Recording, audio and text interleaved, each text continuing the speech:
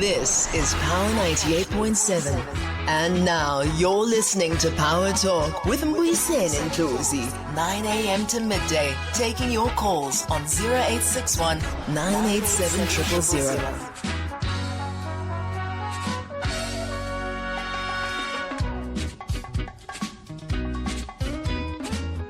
Welcome back, Bantwana Benkosi. This is indeed Power Talk with me, Mbuyiseni Ndlozi. I've got in studio the CEO of Eskom, who has joined us, and this is certainly one of the busiest people in South Africa, entrusted with a magnanimous task. Before you arrived, I was saying you are busy with a big exorcism exercise. Untitled Dan Marokane. Welcome to Power Talk. Thanks very much for creating time. No, thank you very much, Dr. Ndlozi, and thank you and good morning to your listeners. First things first, you have been at the helm of Eskom for two years now. Yeah, just under 2 years. Just under 2 years. So you're still fairly new by measurement of what you are still going to do, which is 5 years, and you could still be renewed. Look, I mean, I walked into a program, I must admit, that was started by the board back in 2023. Mm-hmm. Of course, I was given the latitude to review it in its totality and bring about areas that I thought needed to be tweaked. By and large, the strategy for generation recovery was well conceptualized by the board, working with the management team, and I could find total alignment with that in terms of focusing on driving its implementation. As you know, we are quite good as a country in terms of determining strategies.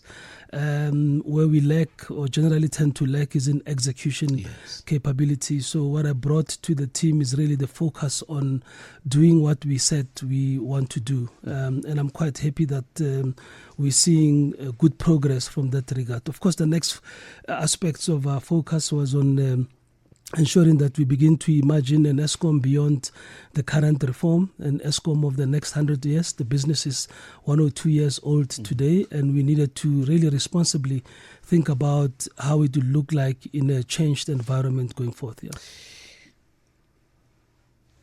One of the big things is that this was an entity basically dying, big crime scene. Can you paint for us in your own words, the state at which Eskom was in when you were appointed? Look, the one very notable underperforming area was our inability to do our basic mandate of providing electricity for all, or ensuring that there's electricity for the country. The chronic load shedding peaked in 2023. That caused a lot of angst within the business and also within the country itself. Our perspective as an investment destination was a negative one.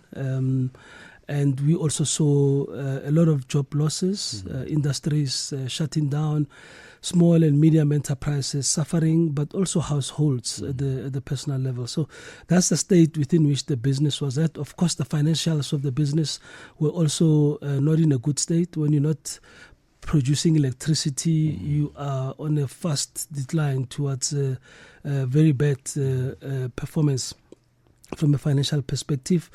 We are also in a state where the issues of fraud and corruption needed to be tackled head on. And I'm quite happy that these are the areas that the board itself was really focusing on driving.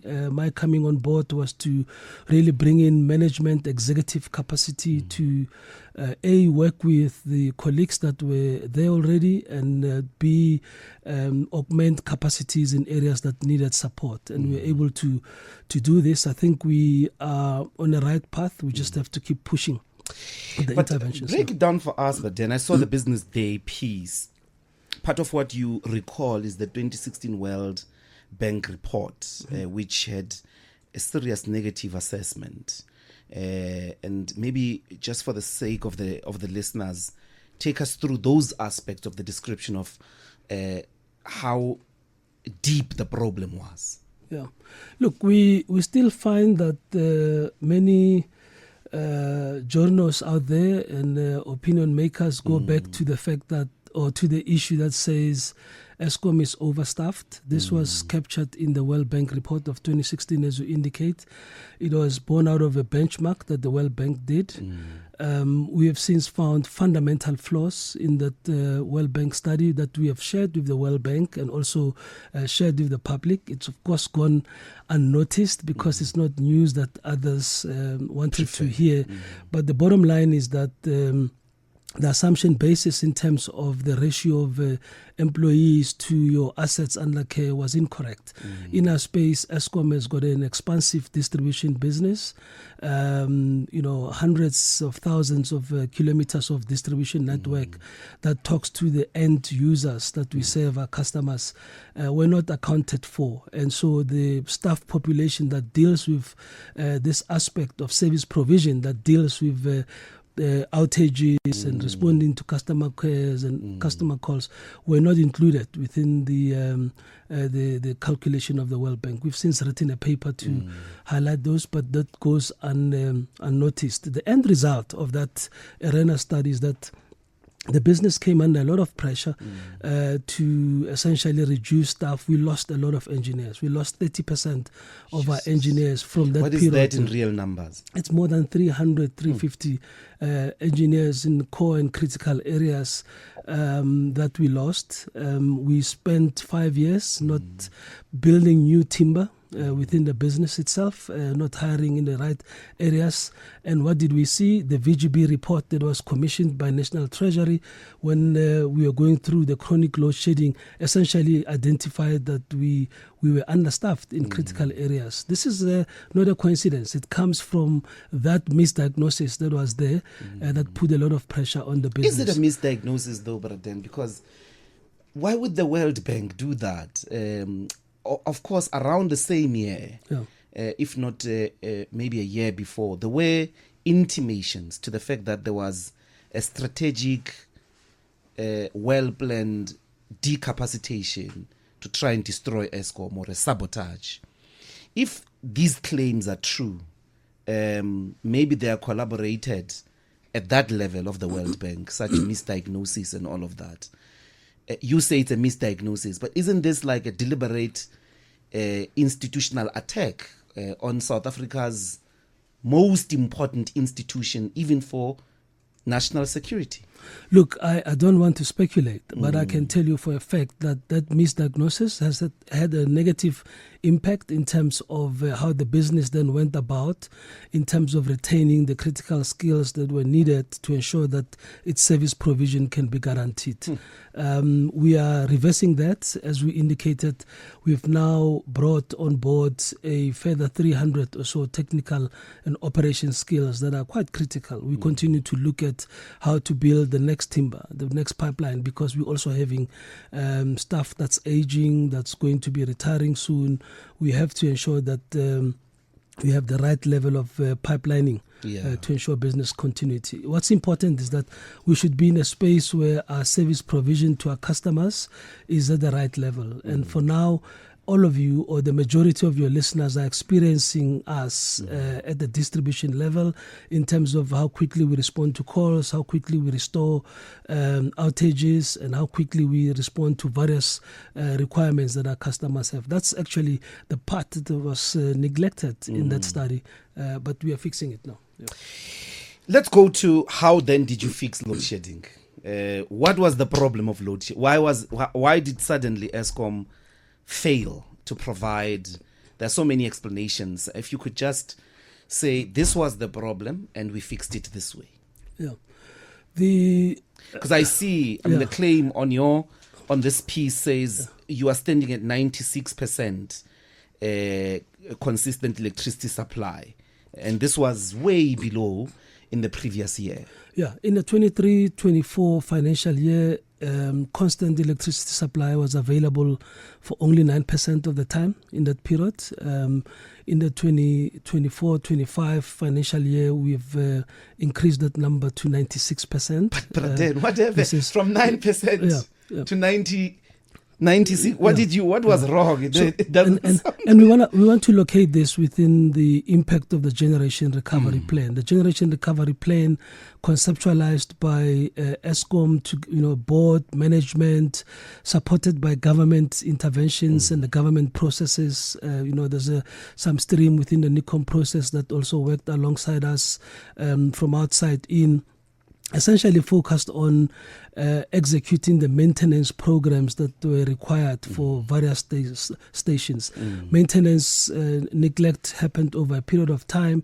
The unavailability. And it was neglect. Yeah, when you don't have financial resources to do this, you start prioritizing what you should do, and in the process, you depart from norms and standards of asset care from an engineering perspective. That's really what happened in this instance. When you have a workforce that is disengaged, demotivated, your level of connecting with them is suboptimal. So we needed to work on all these aspects. And the first one is that financial resources were made available through the National Treasury debt intervention. With the resources being available, the board supported management to ensure that they can do and order parts and focus on execution. We did a lot of maintenance than we would ordinarily do, and we said to the country, this is a short-term pain for long-term gain, you recall. We focused on doing higher levels of maintenance in the summers. In some instances, it put us into trouble where we had load shedding. And people said, how can you have load shedding in the summer? And we said, look, we're doing up to 9% of our capacities out on maintenance. But we're preparing and making sure that when we get to the high demand periods of winter, we can do this, we can supply the country with electricity. And we've seen 2 winters now come and go without load shedding, following very intense and frequent load shedding in the period of June 2023, if you recall. Yeah. So the execution of the Generation Recovery Plan, sticking to that plan, despite the headwinds that were coming through, is what's making us now see the energy availability factor having moved from around 55 and as low as 49% in those years. This week, we're now year to date at about 65%. And in the last 2 weeks, we have really moved between 65 and 70% where we want to be all the time. So we are really in a good space. What's important now is to lock in this wins. This benefits needs to be locked in by behaving in a consistent manner going forward. And that's really a big focal point. So. 14 power stations. There's a coal problem. The world is against coal. There are your carbon credits at play as well with regards to all these international agreements. But you've got 14 coal power stations. Your strategy seems to be to shut them down by 2027, if I'm not mistaken. But and the idea is that they are old. I want to take you to ask this question properly. A country like Siberia, with far longer winters, is one of the coldest places on earth. It's got coal power stations, and they are maybe the same age, in some instances older than Eskom. But they are operating at 100% capacity. Why shut them down? Why not adopt the Siberian strategy, and maybe including a proper negotiation with Russia to borrow you some carbon credits, invest in technology like the Japanese that generates power out of coal in safer forms? Why shut them down? Yeah. You've got 222 years of coal. Yeah. It's your biggest resource, your biggest advantage the world over. Shouldn't you adopt the Siberian approach? If you ask me, I'll tell you that there's a country we have probably done very badly. For the resources that we are endowed with from a coal perspective, we should have focused a lot more of our engineering insights into how can we use coal for longer. Because the problem is not coal. The problem is emissions. So if you can address the emissions parts, you are able to use the resources that you endowed with for quite long. It is for that reason that we have pivoted our strategy within the business to direct our research, development and testing teams to focus on technologies that allows us to reduce emissions and stay within the limits of our legislation, because other countries are doing that. For that reason, our teams have been all over the world. They've spent a lot of time in the East, looking at what's happening in Japan, what's happening in China. How can we actually continue to use coal responsibly? And we are at different stages of trialing some of those interventions. The idea being that to the extent that they can be adapted for our own application, we should be doing this. So you are not turning your back on the usage of coal? No, we are not. We are not turning our back on the usage of coal. We are focusing on ensuring that we can bring clean technologies within our space. We have not given up on wanting to have some of these breakthroughs. So how do you reconcile with shutting down these? So I'll tell you what the issue is. When we started last year, the plan on the table was to shut about 5 stations between 2024 and 2030. We've been able to postpone this to the earliest to 2030, and we did this on 2 bases. The first one was that the energy security of supply was at risk, so we couldn't really put ourselves in that space. The second one is that these stations, as a matter of fact, have got newer technologies, given that they were refurbished. But they are coming to the end of their design life from an engineering perspective. What we have not done as a business was to do midlife refurbishments that allows countries like Siberia to run the old stations for long, because they've invested in midlife. Is this an option? Is it an option to invest in that refurbishment? To the extent that the refurbishment is also accompanied by clean coal technologies that reduces emissions, this option should not be discarded, and this is what we're focusing on for the remainder. So of it is part of your strategy. It is part of our strategy. We're looking very closely at that. Okay, and then what's Eskom's nuclear strategy then? You will have picked up in the press this week that one of the sites that we have earmarked for the next nuclear builds alongside our existing Quebec station has now a approved environmental impact EIA report. So we have that. We are keenly awaiting, like the rest of the country, for the release of the Integrated Resource Plan 2024. This will be released in the next month. We hope all the processes associated with compiling it have been concluded. It is essentially a master document in as far as the country's energy strategy is concerned. We anticipate to see creation of space for nuclear in there. We are the only nuclear operator in the country. From a nuclear to power perspective, we will play a pivotal role in ensuring that the country's aspirations in this regard are brought to fruition. So we are very ready. We've been doing some work behind the scenes to prepare ourselves for that. What's the Cape Town site going to do? Yeah, the Cape Town site is earmarked for a new nuclear station of the same capacity or slightly more than the existing Quebec one. We do have another site, Taispent, just outside Gqeberha. We will be in the process of the EIAs for that as well, because we think that the long-term benefit for the country from a nuclear perspective requires anything up to about 10 gigawatts. That allows adequate base load capacity that is clean energy, but we also allow industrialization on a scale that this economy requires. It also allows economic growth from availability of energy perspective. So we're working on both sides to actually ensure that those sites are ready and deemed fit for construction of nuclear facilities.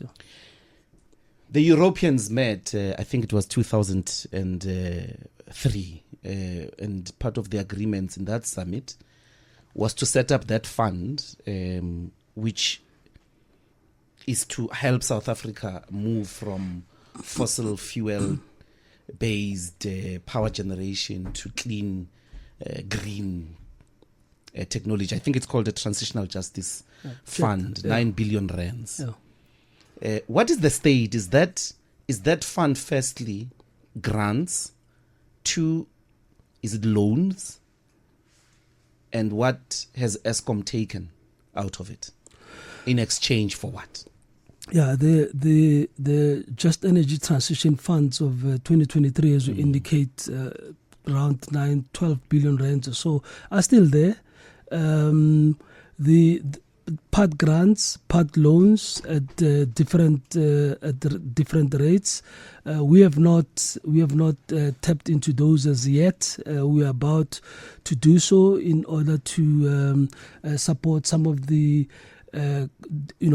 strategy execution of our JET strategy, which we have since modified. JET by the strategy. way, yeah, our JET strategy when I came into the business was predicated on the shutting down of coal stations and then doing interventions of renewables and so on. We think that the two needs to be decoupled, and that's what we have done.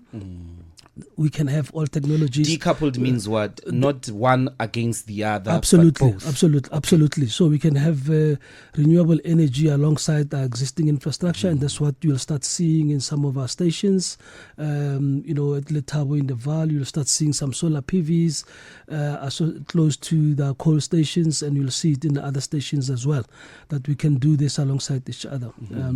So this is the area where some of the funding may go into.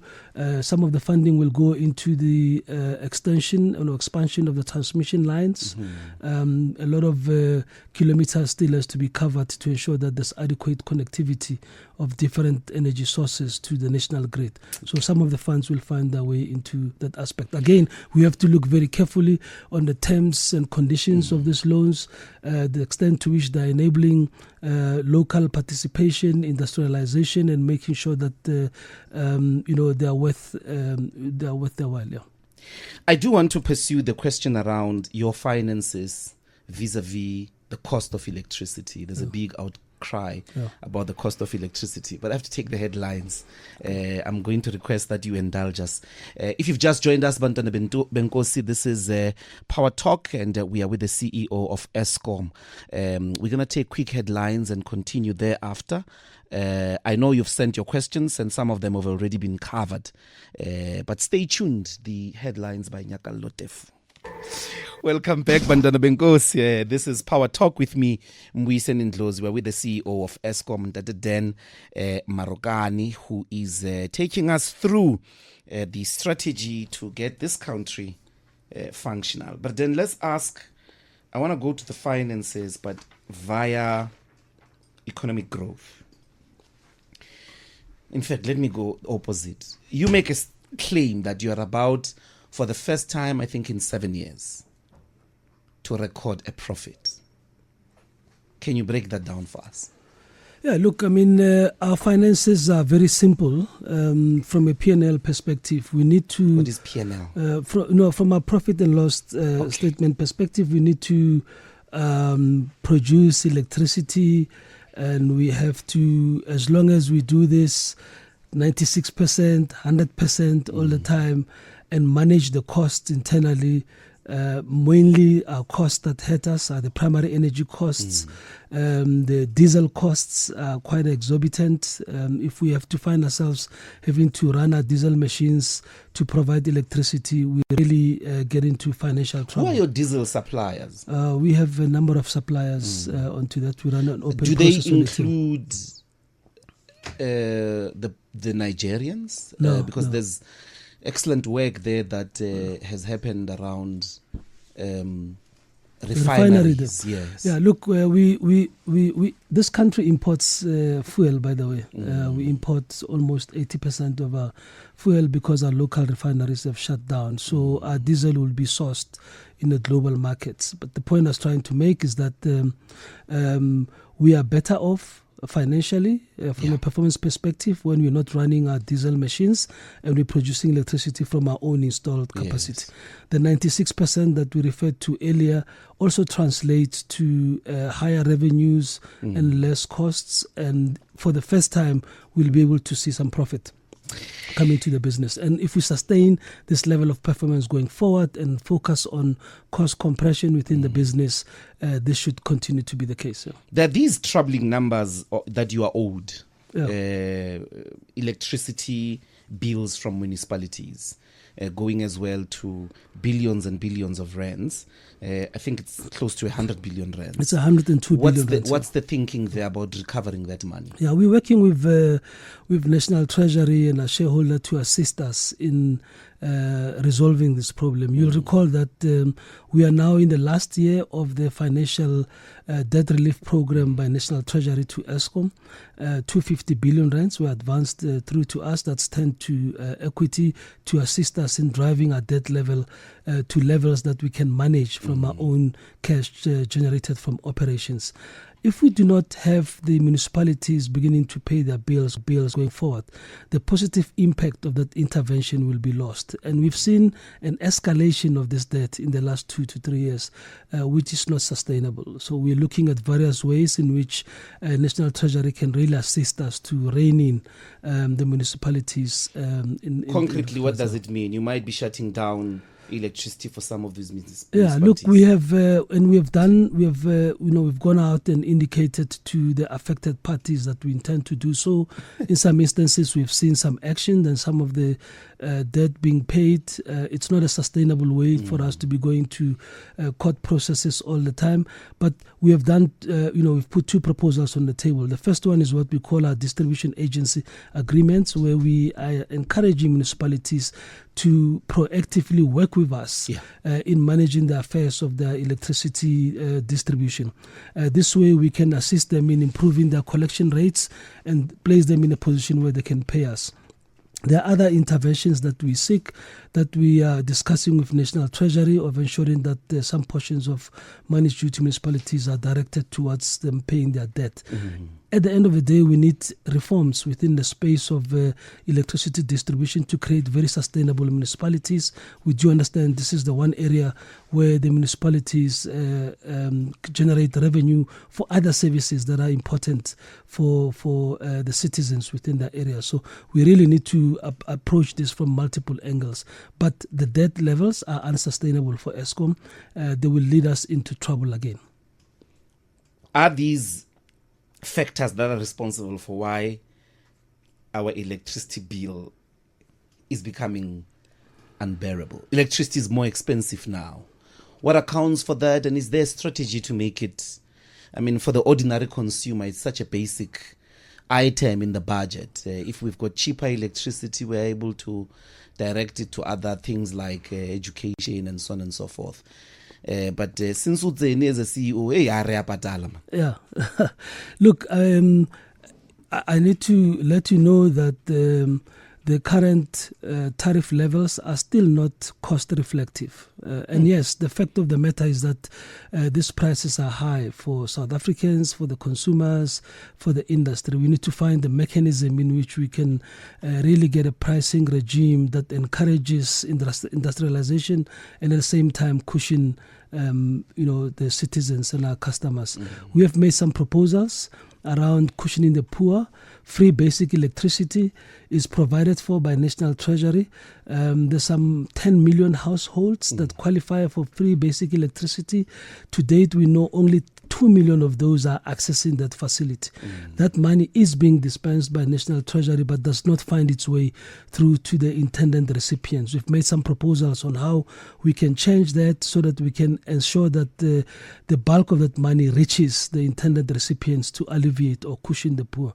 Secondly, we need to find ways in which the pricing approach start dealing with protecting vulnerable sectors of the economy to support economic growth. And the minister has gone on record in the last 2 days to indicate that the electricity pricing policy, which resides within the ministry, is going to be reviewed very soon to address this aspect. We recognize that part, and we as Eskom will participate in that process. At the end of the day, it becomes an issue of who pays for what and what is the overall strategy that we want to support. But we do understand the aspect of getting very competitive prices. I can tell you now that from a corporate planning perspective, we have made peace with the fact that we will not be seeing double digits tariff increases going forward. We need to streamline our business to be able to, exist under single-digit price increases. But we have to look for more interventions here. Some people don't have this experience of a winter with electricity because of a certain concept called reduction, load reduction. That's the first problem.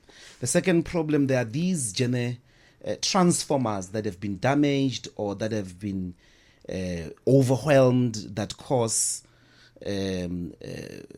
electricity or lights not to be there in some communities for years now.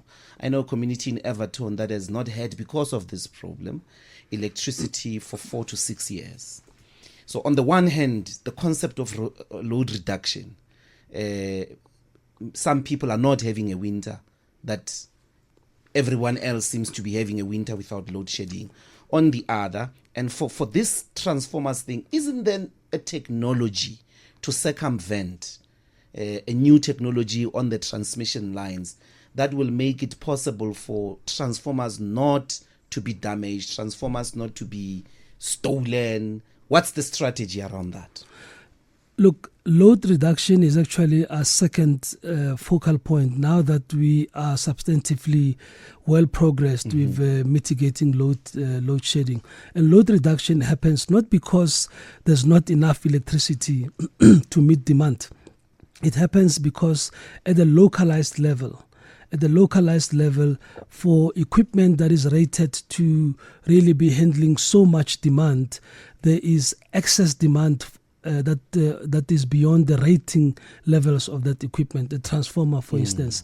What causes this? It's mostly illegal connections that are not picked up in the system, but people have connected illegally and leads to this overloading. Unfortunately, such level of overloading leads to A, equipment damage. That's why we've seen some transformers exploding.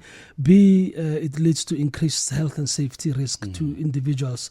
And for the purposes of protecting both the equipment and also the health and safety, we end up having to take out these areas and hence the load reduction perspective. How can we solve it? The first way to do this is to continue to appeal to our communities to be the guardians at that level of avoiding meter bypassing illegal connections. The second one is, of course, through technology, but that requires time and deployment of capital. We have indicated that we have a plan to accelerate the rollout of smart meters in the next 3 years. What smart meters will allow us to do, they'll allow us to engage with our customers at an individual level. We can see how much you are consuming. We can see if you are tampering with the meter. We are able to control your own consumption and connection to the grid. And that way we can really avoid some of these incidents with overburdened meters. But for now, the biggest issue is to really drive the message of combating illegal connections and meter tampering so that we do not have our equipment at the risk of being damaged. I come from a community as well outside Pretoria, and I know in one of those communities we've had to replace a transformer 4 times, one after another, because the community was just not heeding this call, and the transformer will be damaged over and over again. And we take a stance now that says we do these audits in terms of connections once the transformer has been damaged. And we ask the communities to really participate in the process of protecting it and making sure that there's no illegal connections into it and co-owning the investments in that. Yeah. Recovery of funds through, like you've indicated here, 2 billion in unlawfully paid funds. What's the total of unlawfully paid funds? Like if you've recovered 2 billion, we're measuring you against what? I mean, I think this is the corruption story generally. Yeah. Look, we the process of recovery of funds started even before I came back into the business, and this is really from suppliers who had voluntarily come forward and said, look, we have benefited illegally, and this is the extent to which we think we have benefited. Of course, with cross-checkings on the other sides. And in some instances, this comes from supplier disciplinary processes that we have ran within the business. We've worked very closely with the SIU in this space, and they've really led the charge to assist the business in this area. What is that whole number? That number becomes, it keeps on opening up the more you deal with these cases as they come forward. And there's still many cases to be taken through. Yeah. You don't know its estimate, how much precisely would have been robbed of. I'm thinking, if you get 100 billion recovered, the cost of electricity might go down tomorrow. But let's go to the economy as my final question then. We were talking offline, and I see the numbers here. You are projecting the Treasury projects, and South Africa State, some economies, that there might be a 1%, then 2.2% GDP growth in the next 5 years. If our economy was to grow by 1%, will Eskom collapse, or can it meet the demands of such an economy from an industrial point of view? Our energy strategy, energy security strategy from electricity provision point of view is predicated of an Eskom that continues to function at energy availability factors of around 70%. You'll recall that there's been an introduction of independent power producers in the last number of bid windows. I think there's been up to 7 bid windows already. Those bid windows needs to translate to new capacity added to the grid in the form of renewables, the form of PV, solar, battery energy storages. All of those are crucial in terms of ensuring that there's adequate electricity to cover the demand as the electricity demand grows. From our perspective as Eskom, we do have additional capacity that we need to bring on board by 2030. Gas to power, we are at very advanced stages of getting ourselves to final investment decisions when it comes to gas to power in Richards Bay. All of these are necessary to support a growing economy. As we have said, from an Eskom perspective, our strategy is not about ending load shedding. It's about, our strategy is ending load shedding in the short term, but in the long term is for us to ensure that there's adequate electricity to support economic growth. You need to have enough electricity to stimulate economic growth. Yeah, you don't wait for the other way around. And this is where our focus is on. And gladly, this now is a matter that is beyond just Eskom. It's also about bringing the other aspects of But within the next 12 months? Within the next 12 months, we are fine. If we grow by 1%, Eskom will be able to sustain that. Yeah, we are comfortable. If we grow by 2%? We are comfortable that we'll be able to meet this. There is an element that is not visible on our radar, which is capacity that's coming from all of these independent power producers. Who are they? Maybe not who are they. These IPPs, do they sell electricity to Eskom at a reasonable price? I remember there was a time when Praveen used to be in charge, there was an inquiry around that they sell a much higher unit. A unit at a much higher price, which Eskom can't to the rest of the consumers. So you're making a loss essentially in that mathematics. If they are giving you, if you're buying 4 rand per unit from them, you can't sell it at 4 rand to the consumer, you're selling it at 2 rand, which is a loss. Are you able to distill that for us? The tariff approvals provides for all different sources of power generated from Eskom and also from IPP. So to that extent, the Eskom as a custodian or as the buyer of the power from the IPPs essentially gets the requisite approvals from NERSA for the price recovery. So that's it is higher. The earlier rounds were higher from a tariff comparison perspective. But what you see within the renewable space is that with time, as the technologies mature and the competition becomes much more tight, the price tends to drop. At this moment, is it a sustainable deal? At this moment, we're seeing very low prices, comparatively speaking. But you must remember that these technologies are not base load, all of them. So how much percentage of IPPs? I mean, renewables are often a discredited form of electricity generation for big industrial development. Maybe for diketlele, le aini, but for big industry, they are not sustainable. Germany has reversed its policy. You need, and hence our insistence that you need adequate capacity of base load and dispatchable power in particular for you to be able to support industrial growth. Okay. In time, technology may evolve to a point where battery storage becomes affordable and can provide the continuity of power. But we are very clear, our base load is going to remain the main anchor of energy security for the country, and we need to advocate for more dispatchable power going forward. Gas to power is one. Nuclear and additional capacity from nuclear perspective is going to be there. The continued operation of coal, clean coal is an element that we should not shy away from. We should find those solutions and deploy them here. They're there, they're working elsewhere.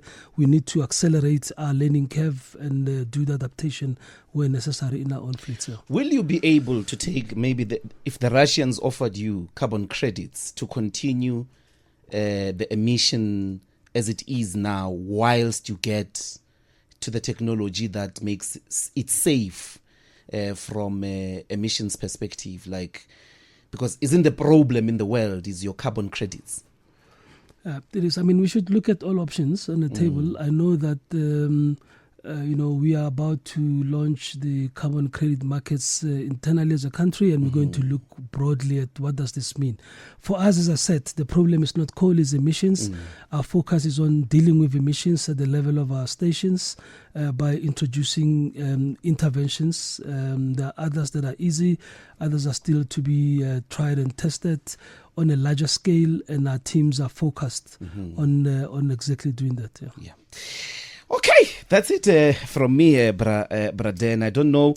Are you, from a leadership stability point of view, now confident that the management, the leadership levels within Eskom, you are out of the woods? The stability now. No, look, I mean, launch some leadership institute after the former chairperson's name, Dr. Ruel Khoza. Yeah, what is that about? On Tuesday, we relaunched our Leadership Development Center in Midrand at the Eskom Academy of Learning, and we named it after our first black chairman, Dr. Ruel Khoza, and we did this because of the kind of leadership example that he continues to portray for the country.